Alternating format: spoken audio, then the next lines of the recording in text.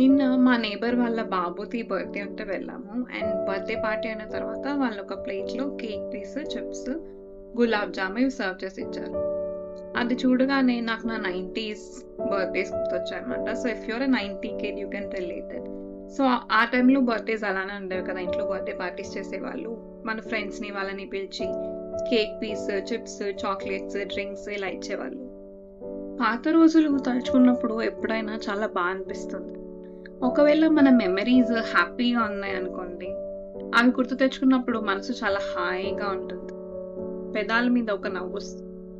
అదే మనం గతంలో ఏదైనా ప్రాబ్లమ్స్ ఫేస్ చేసాము, బాధపడ్డాము అనుకోండి, అవి గుర్తొచ్చినప్పుడు అంత పెద్ద కష్టం దాటేసాం ఇంకేముంది, లైఫ్‌లో ఏదొచ్చినా చూసుకోవచ్చులే అన్న ధైర్యం వస్తుంది. సో, ఇవాళ మనం గడిపిన క్షణం రేపటికి జ్ఞాపకం అయిపోతుంది. సో, ఎక్కువ స్ట్రెస్ తీసుకోవద్దు.